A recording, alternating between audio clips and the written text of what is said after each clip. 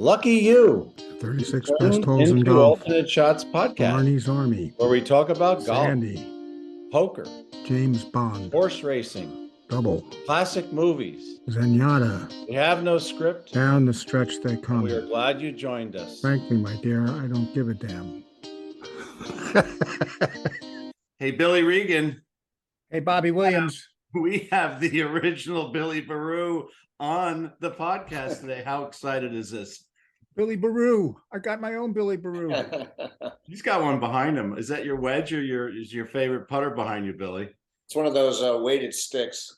Yeah, I have one too. It's very good at leaning up against the wall, and that's about all I've got out of it since I paid $150 for it. That his home swing has never been better. Not to be too formal, but let's introduce Billy O'Keefe, a good friend and a longtime member at Wingfoot, past president. For all of you guys out there who don't know who this is, you'll learn now. Mm-hmm. He's Good to also be here. chili dipped it on this green. I saw him, but then Neil saved your ass and made 4 in the member, right?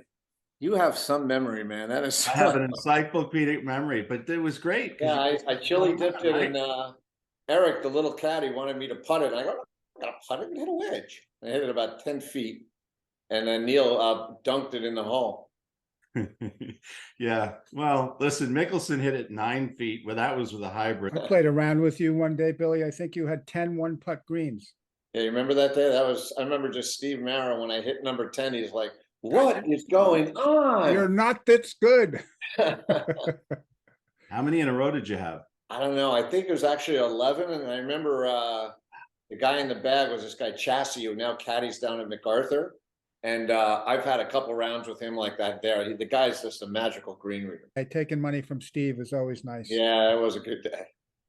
We did ask Hank Malfa in one of our earlier episodes how Ron Honig managed to win the senior club championship and the regular club championship in the same year. And he said he had Bobby Collins on his bag. He was the best green reader at the club.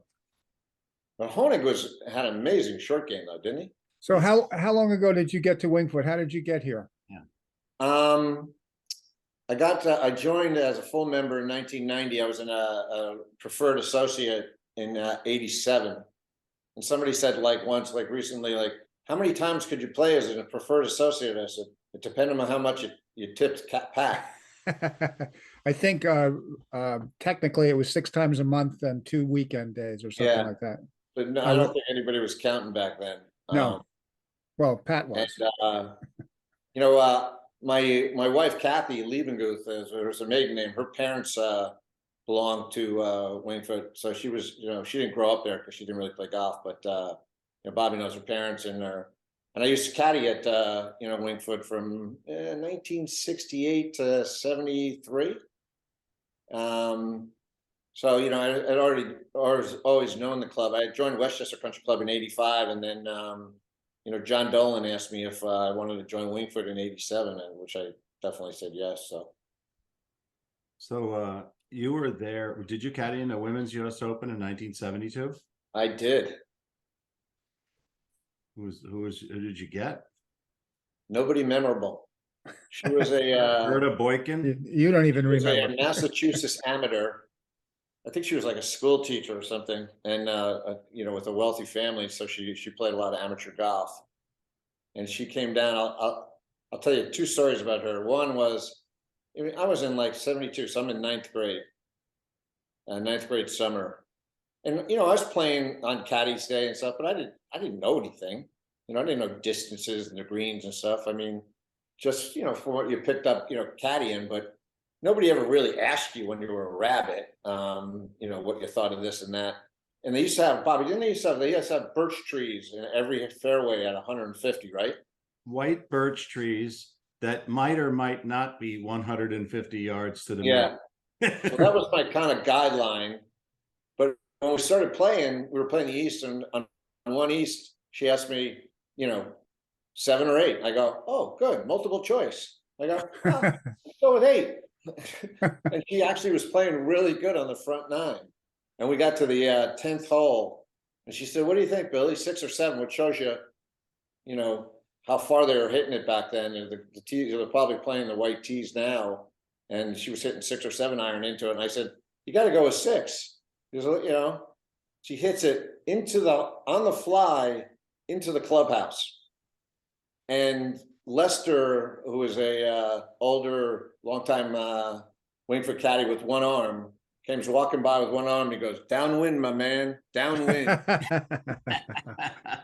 He didn't ask me for any clubs after that. There was little information compared to what they have right now. Can you imagine? Were they even handing out yardage books back No, then to the pros? no, Billy. Just And walked it off during the practice rounds, right? you walked it off. You looked at those birch trees, and you try to assimilate your player to, say, a 10 handicap at Winged Foot, who might hit like 200 yards on number 10 and have a 6 or 7 iron, right? Not a Ron Honig who would bust it up by the trap and hit a wedge. Right. Yeah, you had to do that. And in the 74 Open, I still remember we had to pace the side of the greens and the back of the greens each day to find the pin location. They didn't have pin sheets. Yeah. Those came out, but you saw 156 caddies walking out on Thursday and Friday at Winged Foot. It was ridiculous. Plus you had to walk uphill both to and from the course to get there. Yeah. Well, Billy lived by sea level over there in the plush manor over there by the water. So his walk was uphill, right? Yeah. We used to walk home from Winged Foot when we caddied there. I mean, my parents would drop us off and say, "See you later." You know, somebody would drop us off. There was a bunch of kids from the manor looping at Winged Foot back in the day. And but you know, we'd hitchhike or walk home all the time. And that's a pretty healthy walk. Plus back then you had to, as a caddy, you had to wear long pants, and it was hot. Did you caddy for any famous people that you remember back then? I hit the Frank Giffords and Joe Garagiolas, those guys, but I never really like hit the home run with Arnold Palmer or anything. Although one night, me and a Robbie McGarry, whose brother I think you interviewed a couple of years ago, Billy, he was on Hale Irwin's bag, and Robbie was his older brother, was my best friend, and we stayed in the caddy shack down below. Again, we were in like 9th grade, playing cards till about 8:30 with these caddies that, I don't know how old they were. They were probably 40s and 50s or something. And when we got home, like really late, my parents were like, "Where were you?" And we had arranged a story. Said, "We were sitting in the caddy yard. We were just about to leave. And Frank Gifford walks in with Arnold Palmer. So we caddied for Frank Gifford and Arnold Palmer. It was amazing." My parents were like, "Oh, that's unbelievable stuff. That's great. Awesome." And, of course, Arnold Palmer was playing in some golf tournament that weekend. And like, it was like, Robbie's like, I hope they're not watching TV. So you came up to Winged Foot in the late 60s and so forth. It was definitely different, right? You've seen the conditions back then. Aren't the conditions today kind of like over the last, say, several years like they were back then? They were always, seemed to me, in my mind, they were always kind of perfect.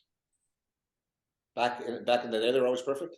When you and I were caddying back there, nobody ever complained about the golf course. They were always perfect. I don't know. Yeah, I'm sure they're not as nice as today, but they seemed on a relative basis back then that they were fine. I remember the greens being super fast back then. I don't know if they rolled 12 or 13 like they can do today. Steve, in my history at Winged Foot, is the best I've ever seen as far as consistently delivering results. But I don't remember back in the day. I do remember, how many more pine trees there were lining the holes, how many more trees are. And you see that now when you see some of the pictures of the 74 Open, how closed it looks compared to what it looks like right now. Yeah, very closed, and all due to Doc Gaylord, who had a tree farm, and Was that who it was? I knew it was one member. Quote unquote gave Winged Foot. I'm sure he got a little something for it, but and then some genius who wasn't Steve Rabideau or anything close to Teddy Horton decided to plant them around and suffocate each hole. All the courses were like that back then. In 10 or 15 years now, they've been cleaning out a lot of trees, but people used to rave about, "You got to play this course. You can't see one hole when you're on another hole." Yeah, that was the style back then. Yeah. Gil Hand said, he goes, really, literally, like a big part of any golf course renovation is taking down the trees that aren't supposed to be there. Yeah, because they eat up the nutrients and they block the circulation. So yeah, I love trees, but they don't belong necessarily on every golf course any more than they do on an airplane runway. So Yeah, I mean, I think like Wingfoot, like when you're talking about like elm trees and stuff, that's one deal because they're obviously a beautiful tree and there's some classics there. But some of these other things, that pine trees that are, I mean, some of the ugliest pine trees ever were at Wingfoot Golf Club. Locust tree. and one of the biggest. Yeah, I remember that. I mean that thing on 17, and that was a mute. Yeah, it was ridiculous. Had like 5 Bobby, stumps. I don't know if you guys were belong there. I think I was kind of a new member then. But when the Greens Committee and the board wanted to move the tree on the left side of one to the right side of one. There was a big tree that kind of hung over the fairway, and they said, and I think it was an oak or an elm. It was a nice tree. Right there in the corner where if you hit it 250 and you drew it, you were looking at it. Yeah. So they voted, like they put it to the membership in like the capital plan, like, and the membership voted it down and moved. It was too expensive to move the tree from one side to the other. So they just cut it down. They waited till a very cold day in February. Waited for the winter to cut it down. I thought that was an awesome move. Came down in the storm, got chopped up and taken Yeah, I away. don't know what happened. Yeah. We often talk about that. The trees are great in certain places. Like in that situation, it basically made it impossible for you to go at the green. From the left. Nowadays, without that tree, you'd have a lie. You really didn't look at the lie. You'd look up and see if you had a window and you'd say, okay, I'm going to go for it. I'm going to take a hybrid out. Right. And then like Phil Mickelson, you hit it 8 feet along the ground. Right. And now you're hitting 3 from the same spot. So Billy and I talk about this a lot. Reasonable rough and reasonable obstacles give that bunch of choices to people, make the golf course hard. Yeah. I mean, I'm probably one of the few people that didn't miss the tree on 10 East when it died. I mean, I used to hit lots of wedges into that tree, hanging around up there and hoping it would come down straight. Yeah, that Didn't we all? Yeah. So what is your favorite hole? I was watching Ken Ferreter, and I agree with him. Mine is 15 West and 13 East. I mean, I love 15 West. I just think that's such an awesome ball. I'm a little worried about 15 West, about the distance on 15 West now with the way the guys hit the ball. I mean, they got to do something and get some length back in those. I don't know if they could take it back more into those woods back there or something, but it seems like There's a lot of room back there to take a tee back. But It is harder if you like most of these guys that I saw this week at the Honda could just blow it over the creek, and there's room there to hit it. And if you move back, now you have the same shot that we all have, and it gets tight down there. You want that tight shot down there where it could run. That's what makes it difficult when they tighten up the fairway, and you gotta hit a more, for these guys, I guess, a more exacting 4 or 5 iron or something, and just bring it down to the bottom. But that green is pretty good protection in and of itself.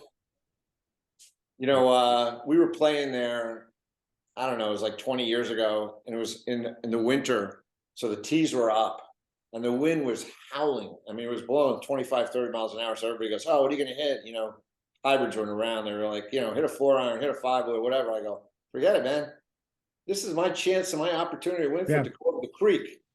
I'm taking driver out and I'm driving it over the creek. And I was like, you can't make it over the creek. I go, hey, just watch this. And I blew it over the creek. I got about 10, 15 yards over the creek. Awesome to be able to do that. That Gilmore likes to fly it over that creek from time to time. Oh, And there was that story about Mickey Mantle doing it. And by the time they ended up getting into the clubhouse, he had driven it into whose backyard was that over there on the left? Freddie Corcoran. Freddie Corcoran's backyard. Yeah. Gilmore is a driving savant. Yeah. I mean, he has gotten longer actually as he's been at Wingfoot, and he can hit it left to right, right to left. I mean, his driver is just amazing. Yeah, he's a good player too. I mean, he drives 15 East and holds the green. That's Yeah, I mean, that's amazing. It's hard enough to do with a 9 iron. Hold that green. We talked about 13 East. It's harder to hit the green in 2 than in 1. What do you think? Yeah. There's literally very little miss there. I think, deep right in that grass, with the right lie, it's not bad. Otherwise, not good. Yep, pin high left and right are trouble. Short's trouble. What's the funniest thing you saw at Wingfoot, either while you were the president or some big event, or when you were a young member? What's the funniest thing you've See, seen over the last 30 or 40 years? Which is a hard question because a lot of the funniest things the membership has seen there have been delivered by you. So Thank you. can't count I don't those. know, you know, what the funniest thing is. You know, I'll tell you one story. When I was caddying there, I was caddying, I can't remember his name, Bob, but he was kind of an old doctor, and he had one of those carts with the stick, not the not like a steering, you know, not a steering wheel. It was like a stick steering wheel. I think Troy Harmon had one too. A three-wheeler. Was it Doc Yeah. Zimmerman? It might have been Zimmerman. The old guy, Yeah, yeah, he had a three-wheeler. We're on 14 West, and again, I'm probably in 7th grade, and he says, "Oh, I left my head cover on the tee. Take the cart back and the head cover." So I'm driving this thing. I don't even know what I'm doing. You know, it's got a stick cover and stuff. And the last thing I heard before I launched into the Shamrock Trap from the top was "No!" And I'm airborne, going downhill into this trap. I go thrown out of the cart. The cart like flips over, and he came down. You could just see him like just being, you know, so worried that he's just, you know, some caddy had just died in his golf cart in a trap, but I was all right. I got a pretty good payday on the loop that day. You know, we've had you many, many times as master of ceremonies, and I don't know anybody that's come close. Tom Neaporti was great as a master of ceremonies. Mike is great. He prepares well. How do you do that? I mean, you just have a natural Johnny Carson kind of shtick. How, I know you prepare, but tell us what goes into that, and then how you deliver that in front of 250 lunkheads with either too much steak or too much vodka. You know, I'm not a great joke guy. I don't really like, if people start telling jokes, I don't have any jokes. You know, I mean, I am a good person to goof on other people. So that's what I kind of try to center around. And actually, when Mike Gilmore was first there, he, you know, when we hired him, he was kind of struggling in front of people when he first got there. He was just, you know, he was fine, but you know, he was nervous, and he was in front of a lot of people. I don't know if he like was really doing that at Piping Rock so much and stuff. And I said, "You're getting this wrong. You're trying to talk about golf and stuff. You've got to insult the members." And he's like, "I can't insult the members. These are my people." I'm not like, you know, I'm the head pro. I go, "No, you got it all wrong. These people love to be insulted. They want to hear other people be insulted." So, I mean, now he's turned into, you know, he's amazing. So, Don Rickles. Yeah. He's amazing with the people's golf game. I can't remember who it was. Like, he was going through his people, the last nibs, and what he got to one guy, he goes, "Really? Why bother playing?" And you know, that guy went into work on Monday, Oh my God. told everybody, and then I there's know. guys on the With an West ear-to-ear Coast. smile. Yeah. Yeah. He was the topic of the conversation. I made it. I made I the made list. it. Somebody talked about me at Wingfoot. Oh my goodness gracious. So do you have a favorite golf course, east or west at Wingfoot? Do you prefer one over the other? It's different place, you know. I mean, different type of game and stuff. I think I like the West better than the East, you know, generally. You know, when the fairways are firm enough on the West, so you know you can hit the fairway and kind of carry a little bit. And the thing that's nice about the East is, you know, if you're driving the ball well, you're hitting 7 or 8 iron in, and you know that's not necessarily the case on the West. The West, you know, especially as you get a little shorter. I mean, you know, you hit 4 or 5 iron in a lot of the par 4s. So How lucky are we to have those choices, though? yeah, Can't decide which of the two courses is better. You know, you look at the, you know, the quality of the golf there, you know, and the membership and everything. You know, and Mike Davis from the USGA said to me when we were talking about the Open one time, he goes, "I don't know if they're the best golf courses in the world, but it is the best golf club in the world." The West is a number, what do they always give it, number 8 or 9 or something like that in Golf Digest? Yeah, I think 7 or 8. Yeah, Yeah, I think that's underrated versus some of the other picks they make, that which are, it's very subjective. yeah, and it's like the other choices are, they're not championship US Open golf courses. I mean, they might be historic and, you know, a great experience to play, but they're not a championship golf course. So I think that kind of takes precedent over, you know, history. Hard to take that list really seriously. Like it would be hard to take the 10 best movies ever made seriously. Yeah, yeah. There's- I'll tell you a story. When we you can't were, have a best without a second best, right? when I was president, the East went to like number 90 on the Golf Digest list. So we were talking to some people around, and I was asking some people in the industry and stuff, and he says, if you want your if you want your ratings to go up, you just got to take care of the Raiders. So Yeah. Colin basically, when the Raiders showed up, we gave him free caddy, we gave him the lunch, and all this, and all, we just took care of it, and made it a really good experience. That offered, want to play 36, go ahead, play 36. In 1 year, we went from 90 to 60. Yeah. Is that because the conditions were better, or the greens were firmer or something? I mean, come on. The conditions were better for the Raiders. Yes, the Raiders had a better experience.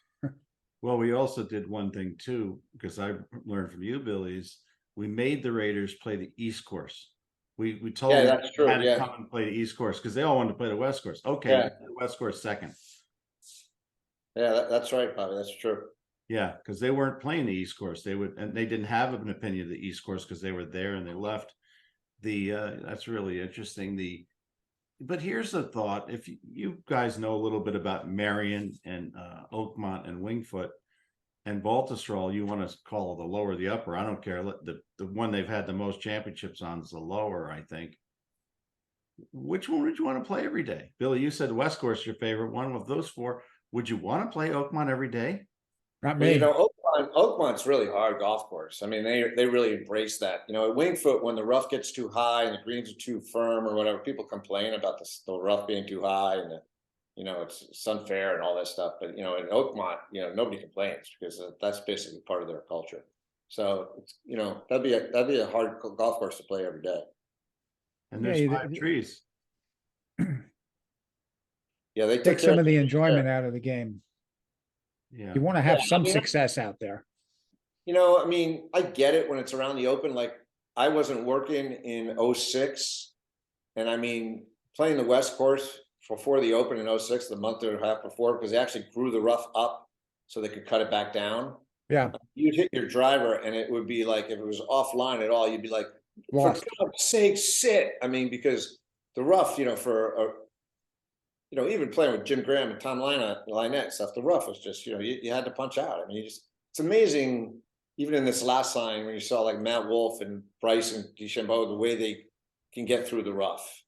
I mean, even with like a 7-iron, I mean, they just plow the speed of the ascent of the club just powers through. And me, I'm a flat draw guy. I mean, you get the rough up at a certain point. I'm not getting a lot of air on that ball. I don't mind. This whole thing about like people get upset when it's under par. Well, I don't mind that. If that's what happens, that's what happens. And Thank you. That's the score. That's fine. By the way, I don't want to see people struggle. I want to see people play good. Yeah. I don't think it's a great product to see people like flubbing it out of the rough, or not being able to hold a green. I don't think that's fun to watch. That's why the Masters is great, because they're hard shots, but people can make them. Yeah, there's no rough. You're absolutely. What's the worst thing in the world is to play golf and lose your ball, 5 yards off the fairway in the rough. Yeah. The 74. That's the hardest part about Wingfoot, is because that's the part that's watered. If you're going to hit the rough on a bad day, you got to be deep in 15 yards off the fairway, or else you're dead. Yep. Yeah. The 74 Open was a good example of what you're talking about, Billy. It was 7 inches just about everywhere, not just a foot off the fairway. It was just thick every place, except where the galleries would walk it down. But if you were 5, 10, 15 yards right or left, you really, they were embarrassed. These guys, I mean, I saw Gary Player shank it. Who wants to see that? Yeah, that's going too far. They were like devastated by that, like for a while after. But I guess that was a rebound from the year before? Johnny Miller killed Oakland Hills. Is that what they were trying to do? Yeah. Yeah, I think the 84 Open and the 2006 Open, those both being in June, were fair tests, and they were not, killers. Of course, the PGA was in August, and Davis Love went way under, but that's because it rained every day, so you could fire at the pins. They had a problem at the Shinnecock Open that year too, right? Didn't they wreck one of the greens? Yeah, I think it did. Yeah, that the par 3 on the front. Par 3. Yeah, way down. Yeah, 7, I think. The par 3 at Shinnecock would be like 13 east if you made it 13 or 14. You couldn't put 13 East if it was 13 or 14. Bob, did you caddy in the 74 Open? I did. I caddied for Bob Golby. Oh, really? Nice. I caddied in the 72 U.S. Women's Open for a woman named Mary Mills, who had won in 61, I think. But I remember you talking about those short shots. She had a 5-wood into 1 East 4 days in a row. Driver 5-wood. Imagine that. It's amazing. Right? Like me. And we're talking about the Honda Classic this past weekend, where Kirk was playing against Eric Cole, and he had I saw a number of, because he was on TV a lot. He in that last round, he hit it out of bounds pretty much, and the tree saved him. He was in that sawgrass, those bushes, the palmetto bushes, where you Yeah, you I have saw to get that bush stitches. shot, yeah. If you put your hand in there, you have to get stitches, right? At some of these courses, and he managed to make a bogey on that final playoff hole. He hit it this far from the palm tree and managed to make birdie. Yeah, yeah. When I saw that drive, I said, "Oh, the guy's lost the tournament." Yep, blocked. You know, he actually got he had a nice shot up the fairway for behind that tree. How many garbages would he and get it- there, Billy? And it stopped him from hitting it in the water again. So what does he get there? A palmy? Did he hit the tree? He gets a Barkey if he hit the tree. He gets a Sevy if he went rough to rough and one putted. And a birdie. Yeah. Plus he doubles Eric at that point. Once he Billy, hits I don't that know if you wedge. remember this round, but we were playing. It was me and you against Clow and Chip Archer a few years ago. It was in the fall, and you know, I think the front we lost like 2-0 or something like that. It wasn't a lot of stuff going on. There's no shame in backs- that. Nicholas and Palmer would lose to those two guys. Yeah, the Clow on the back nine shoots like, I think it was like 35 or something like that, and like. And all of a sudden we get sit down and Chip goes, yeah, and Chip's going, it's kind of going through the things. And I haven't played with him a lot, a ton. Like, I don't know the sheet that well. And he goes, yeah, give Steve $240. And I'm like, I looked at you, I go, what happened? He goes, oh, I forgot to tell you, I doubled the sheet on the back. Yeah. Yep. Playing the sheet against Clowy can be dangerous. Playing anything against Chip, it can be dangerous. Yeah. As Sal used to say, numero uno bandito. Oh gosh, yeah. So we were talking about the Honda because of the Tequesta Country Club logo, and Eric Cole is a really nice young man. You know, his mother played in the 72 Open at Wingfoot. Yeah, I remember her. And his father won on tour too. That's right. She Yeah, was kind of attractive back then, wasn't she, a babe? she was. That was the story. There's Joanne Carner, who just murdered the ball, and maybe she had just recently turned pro. Was a story, and so was Laura Ball. There is no other story that came out prior to the Open starting than those two. There was no other story. Sandra Palmer wasn't a story. Maybe Judy Rankin, not a story, but she ended up coming in second, and Neil caddied for her. You know, Laura, Joanne Carner was playing with us in the Open, and she looks at me at one point, and she goes, these girls can't handle the distance in this course. So there's only a couple of us that can win here. She said that, right? Yeah. And I think It Paul, wasn't like the East wasn't like, you don't think of the East golf course like, being like, big A distance man-sized kind of course. Yeah. well, it shows you how advanced their game is. They've gotten much longer and straighter, but Yeah. Laura Ball and Joanne Carner are the only ones that could get even with the bunker on 1 East, or maybe a little beyond that. Everybody was way short of it. Yeah. Laura Ball also, she jumped out of her shoes when she hit it, because she wasn't very heavy. She was maybe 110 pounds, and she came up on her toes. But oh, that's awesome. All right, so shifting gears, because we do shift a lot here. Here we go.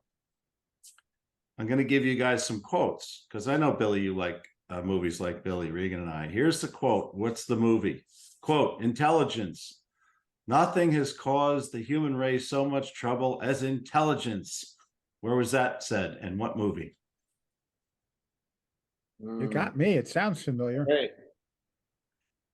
You don't have it, Billy Regan? I don't. Thelma Ritter said it in Rear Window when after she's giving Jimmy Stewart the rub down. She was the therapeutic nurse that came in at the beginning of the movie, and she's wondering why he and Grace Kelly don't get married. Okay. Thelma Here's Ritter. another one for you. This is easy. In what show or movie? The mild-mannered reporter. Superman. You got it. Okay. Who came to Earth with powers and ability far beyond those of mortal men. I'm going to give you another easy one. Quote, drinking don't bother my memory. If it did, I wouldn't drink. I couldn't. You see, I'd forget how good it was. Then where'd I be? Start drinking water again. You remember that one, Billy O'Keefe? No, I don't. Billy I Rigby. remember it, but I can't put my finger on who said That's it. in my, my favorite, Have and Have Not with Bogart. Oh yeah, Walter Brennan. See, my wife would do well with you. I'm not a great oldies guy. She still watch like Turner Classic Movie Channel, like she'll watch it every night. Here's one you should get. You'll have nothing and like it. Know that one. At night. Yeah. How about this one? You will know this one, Billy O'Keefe. Quote, look at me, Leo. Get Shorty. Yep, John Travolta. I love that. He kept saying, he'd say movie. to Leo, the dry cleaner, when he busted into his room, look at me. I am looking. I said, look at me. I'm the guy telling you how it is. For that movie, when he was driving around in the minivan. Yeah. Dennis Farina's great in that movie. He's great in every movie. When he hooks up with the movie producer guys. He's like, what is that? The Fiat of handguns? You must be one of those, what do you call it? Fast on the draw guys? Farina says, let me explain something to you. Momo is dead. It means that everything he had now belongs to Jimmy Cat. About the elephant in the room. What about Caddyshack, Billy? You know more about Caddyshack than Bill Murray, I think. No, I was funny. I was with a caddy yesterday, and he found out that my brother's Danny Noonan, and he was spitting out quotes left and right, left and right. When I first worked on Wall Street, I mean, so that was like 1982. So Caddyshack, it was, it actually grew in popularity as time went on. And I started working Wall Street in 1982. All these guys were doing Caddyshack quotes, and I was like, I didn't know anything about it. I'd seen the movie once. And I didn't have, these guys had all the quotes down. So, I mean, I'm not as knowledgeable, and I know, just talking to my brother about things and stuff, some of the inside stuff, but I'm not as knowledgeable about, every single quote in the movie as some are. Now, how did they pick him? How did they pick your brother? Well, he had gotten some exposure because he had done The Great Santini. Yep. Which was, pretty popular movie at the time. He actually got nominated for Academy Award. So he got some visibility already. And, he caddied at Wingfoot with us, as a kid. So he had a golf rap. He had a little bit of a golf swing. And my brother was like a really good interviewer. He really sold himself well. I used to hear him on the phone, kind of pitching himself to people and, producers and casting agents. And he was really good. And he got along well with Brian Doran Murray and Billy Murray when they interviewed him. So I think it was just, he was the right place, right time, and the right guy, the right look and on the right age and everything else. Does he play golf? It was funny. We played as a kid, and we played on Caddy Day, which was awesome at Wingfoot back in the day. I mean, you could play 36 holes at Wingfoot as a caddy. I mean, nobody cared. So he played a little bit. So he had a little bit of a swing. And when he got the job, he actually, my father's law firm partner, Bob McCarthy, was a member of Wingfoot. And he asked the board if he could come and prepare for the movie, before the movie. And he was at Wingfoot like 6 weeks, every day, hitting balls, taking lessons, and playing a lot with Joey Neaporti. I was going to say Joey would be the guy. He said Joey is the guy who basically taught him the swing. And if you look at his swing, it was a really popular move at the time. He had basically the reverse C swing. He had the Johnny Miller swing, which they were kind of teaching at the time. And Johnny got him, Joey got him wired on that swing. And if you look at the movie, there weren't a lot of great swings in that movie. I mean, Chevy Chase had a little bit of a move, but nobody else really had a swing like my brother. My brother had a pretty good swing in the movie.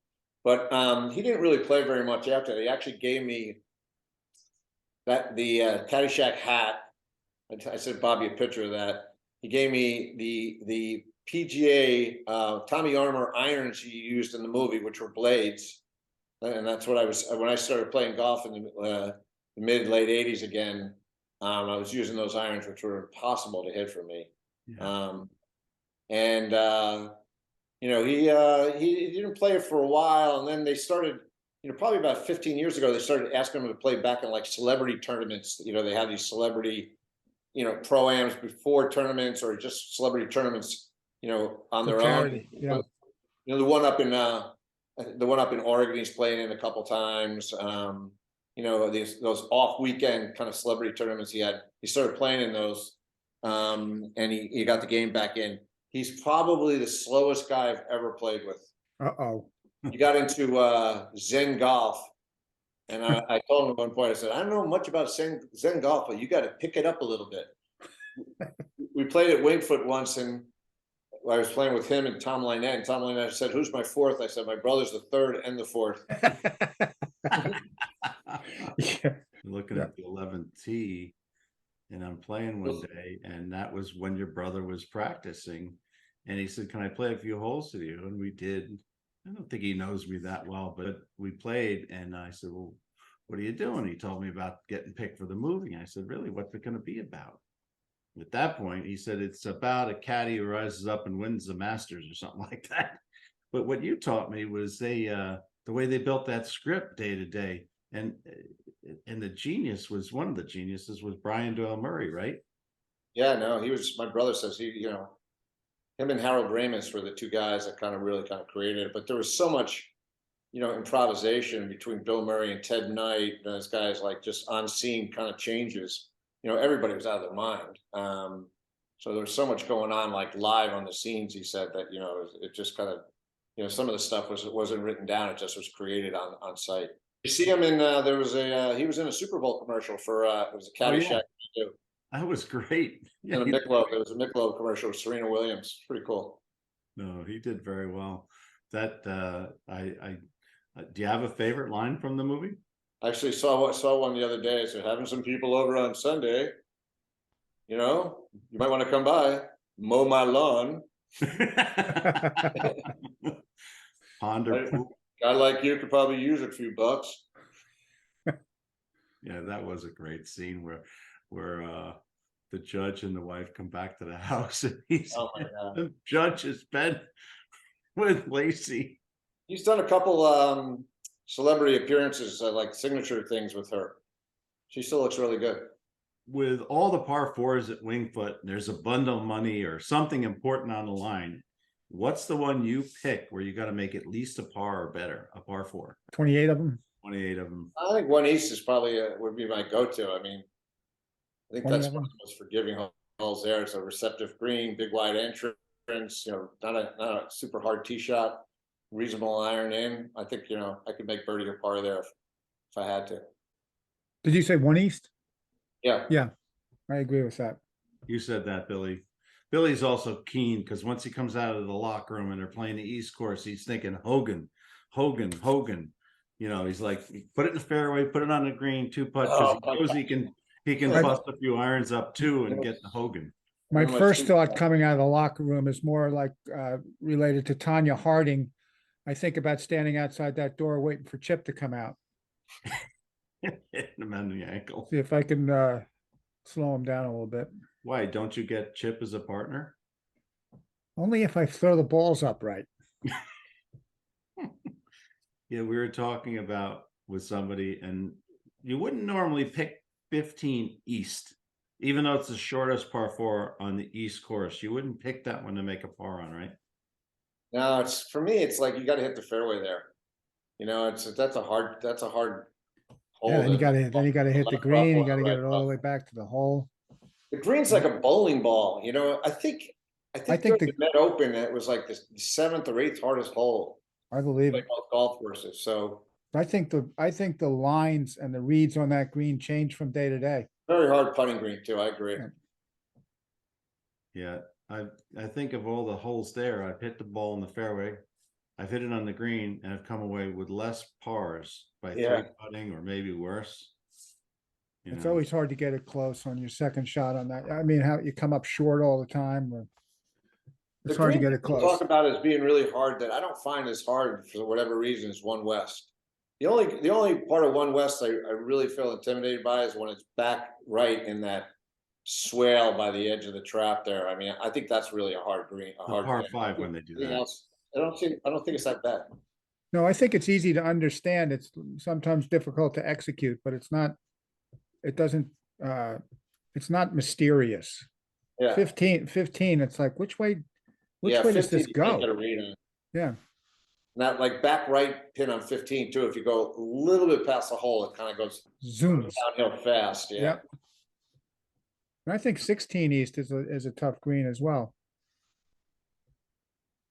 I just like the way they in the renovation they turned 16 East into a square ramp up green. The green's hard. It's a but long enough hole. You can hit a hybrid into it, and still kind of have a little run up in front if you're coming out of the left rough or something. Yeah, and if you don't have length, you can run something onto the green if you can't fly it there. Yeah, you got to get it somewhere up that slope off the tee on 16 East to get a shot at it. If you're way before that, then that fairway bunker comes into play in your second shot. And then where are you? And that fairway. Who are the guys that people have either caddied for or played with? The guys you've interviewed? I mean, I heard Bobby talking about Marty playing with Arnold Palmer. I mean, caddy for Arnold Palmer. Were there other, guys that people at caddy for or played with at Wingfoot that were big celebs? Oh, I played with Arnie. I played with Arnie and Chi-Chi both. Oh, really? But not at Wingfoot, at the Desert Inn, which rivals Wingfoot only on the level that after the round of golf is over, there's at least as much to do. Yeah. Well, you were at Wingfoot, Billy, when probably multiple times Bing Crosby came, but one day I did play with Bart, and I played with Bing Crosby, Harry, and Nathaniel. And I remember this like it was yesterday. We were on 7 West, and Claude Harmon, great guy, but he wasn't a really early guy. And we were out there early because you go out early, and I saw that Claude's cart was coming out because he had that 3-wheeler cart with that one steer, and he's coming across, and I'm like, uh-oh, somebody must be out here. And we look over on 5 West, and I said, no, that's probably who it is. And then we come up to 10, and they come behind us. It was Bing Crosby and his 2 sons. That was pretty cool. And he said, why don't we play? And there was 4 of us and 3 of them. And we said, well, we'll play this hole, but we won't play the next hole because our dads will get thrown out of the club playing a 7-some, let alone 5-some or 6-some, 7-some, forget it. But I use my uncle's line. We're not a 7-some, we're a 3-some, and they're a 4-some. They're letting us through, and then we're letting them through. It just took 9 holes. When I was the president, I told Colin Burns, I said, look, if any celebrities want to play here and you're like trying to work something out to play with him, I got first look. So he calls me one day and he goes, Mark Messier wants to play. So I'm like, done. I'm a big hockey fan. I was a big Ranger fan. So let's play. So we played. It was me, Mark Messier, a friend of his, and Rick Joyce. And Mark wanted to play for some money, and I was playing pretty good at the time. I was a 4 or 5 handicap, and Rick was probably about the same. And he was like super big competitor. He was, he was a good golfer. He wasn't great, but he was really solid. Obviously, with the hockey players, can hit the ball pretty good. And we had a lot of money on 18 West, and I had like a 5-iron in right center of the fairway. And as I hit the thing, it just sounded so good and just flies in the air. As I'm turning, I go, Messier, you can't have our money.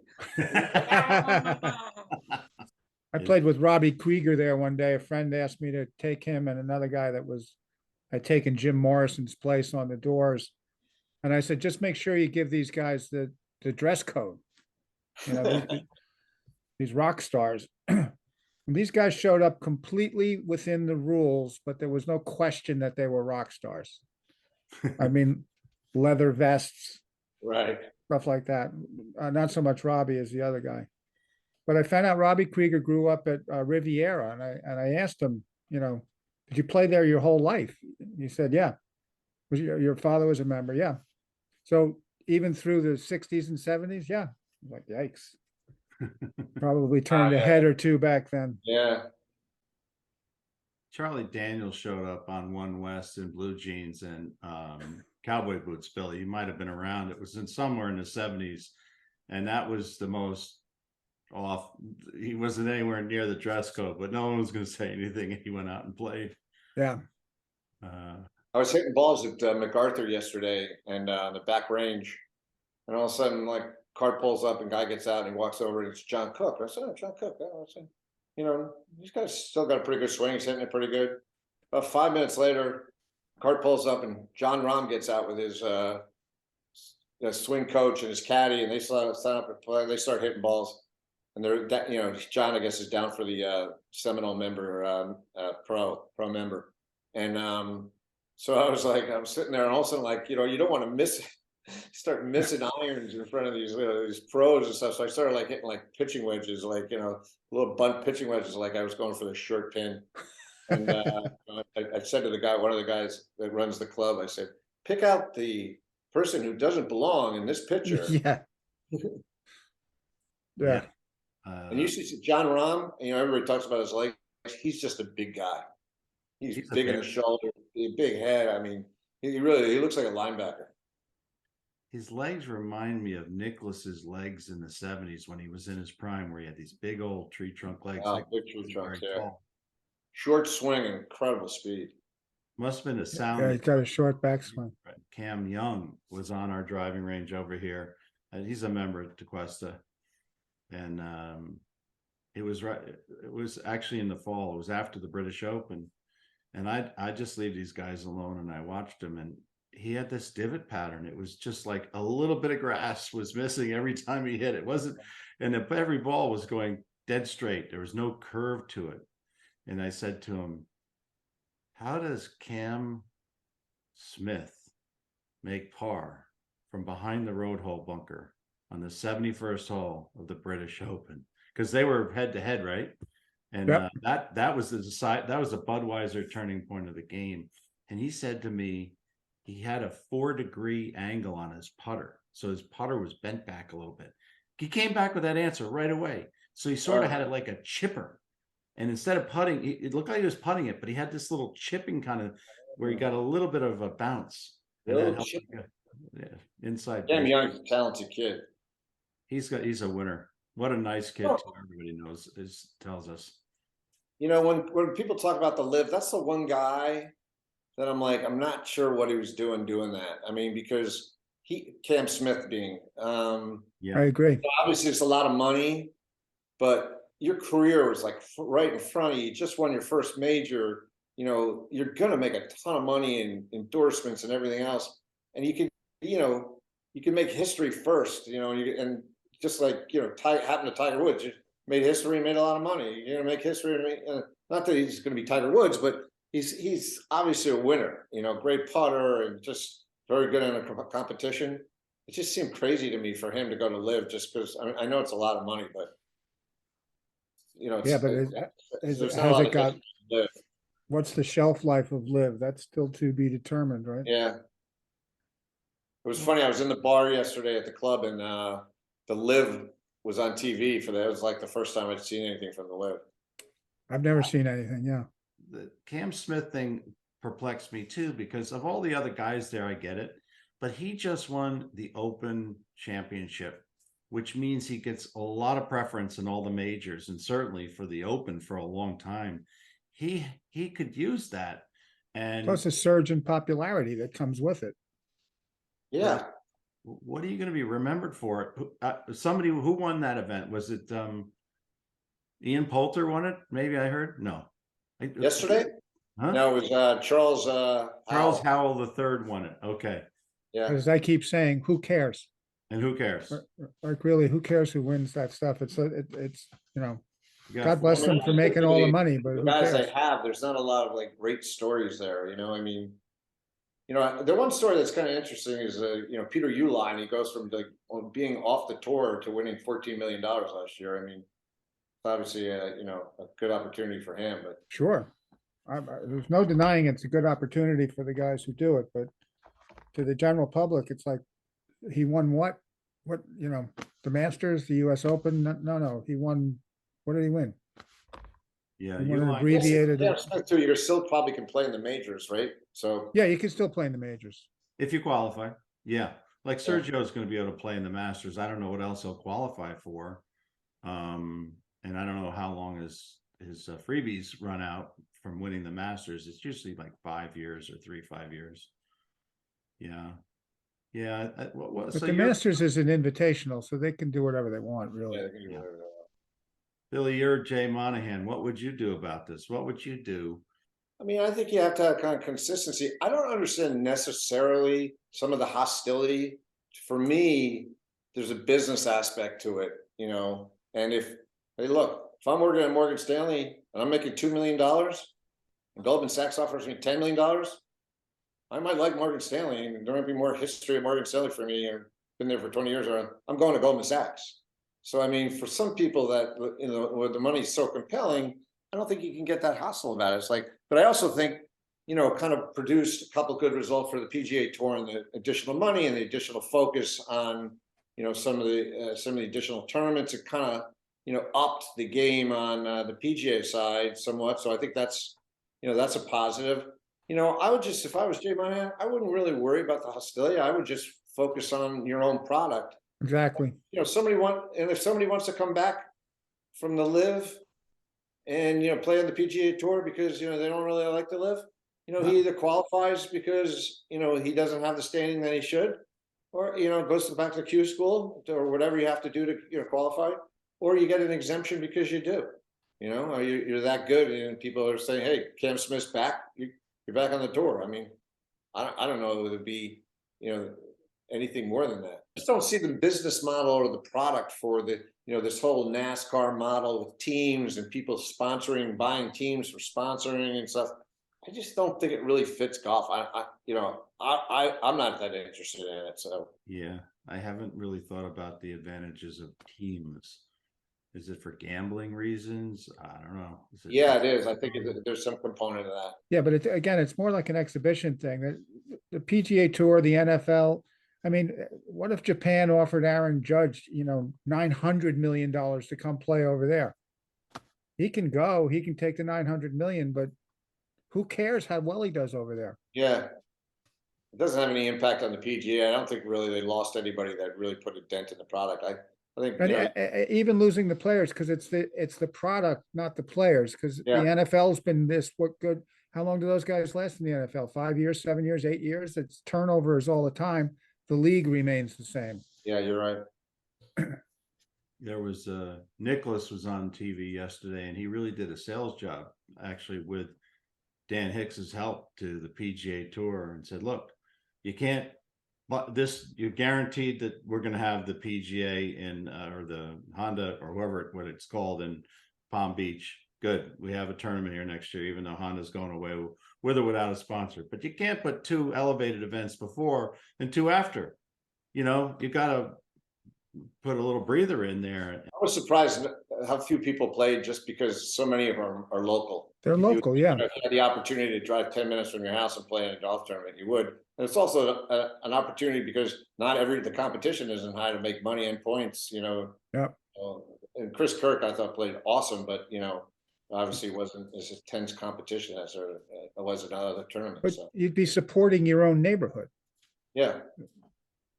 Ricky Fowler shows up there. It would have been like Elvis hadn't left the building because everybody would have watched him. There was nobody close.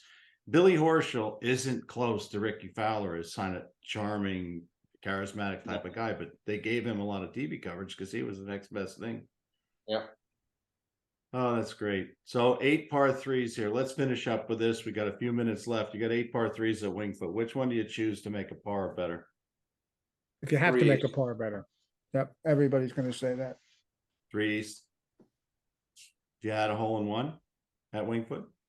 I have not. I had one at Indian Creek in Miami and one at the Tuxedo in Rockland, but I've never had one at Winged Foot. I've seen a bunch. I was with Bart McDade when he's had 2. I've been with Neil Christie when he's had 2. I was with Matt Meyer when he had 1. I mean, I've seen a bunch of them at Winged Foot. Wow. Seeing somebody twice, though, that's pretty good. Yeah, it's amazing, right? We got to play with Billy. Yeah. Lucky charm. I'm penciling you in all over my calendar now. Did you hear that story when Jimmy Thompson was playing 13 East and he had a hole in one, and Neil and Robbie Christie were playing through, so they let him through when they made the hole-in-one, and Neil stood up and got a hole-in-one. Back to back. Go on Back the to web, go on the channel. Neil and I were on talking about how that happened. Yeah, they waved him up, Robbie, and he played 12. Jimmy had just made a hole-in-one, and then Neil got up there and put it in. It was that front right pin too, a real tough spot. He told that story, and I asked Jimmy Thompson if everything Neil had said in the story was true. Neil can recover and recount stuff, unbelievable. He said every word of it was true. And he said people were coming over from 15 West, caddies were coming over. Everybody was trying to see what was going on because it was so unusual. Let me tell you, I played a lot of golf with him, and I played in the nibs with him. I played in member guests with him and stuff. I would say I'm not quality enough to play in the Anderson with him. If you want to pick one guy to get up and down or to make a putt when you need one, he's right up there, especially up and down. His short game when he's under pressure and stuff, it's really, really good. He thinks that the guy, even today, who had the best short game as a pro, even today, was Claude Harmon. That's where he learned his short game from, Claude Harmon. And that's amazing because Claude hasn't been around for 50 years. Now, anybody who learned short game from Claude Harmon has an amazing sand game. Sand game, yep. Bunker game. It's that thumping bunker game. Steve Cloud, Chris Mara, these guys. Club All the faces Maras, the whole Mara family. makes that sound, and they're just so comfortable in the bunkers. So we've got a 100th anniversary. Anything we should change for the next 100 years, Billy? I don't know. I think it's pretty good. It's interesting about Wingfoot too is, it's a different place than it was even 20 years ago, as far as it's a little busier and there's more people playing and stuff, but it's really been improved. I mean, the conditions of the golf course have improved. The quality of the golf course has been updated and renovated.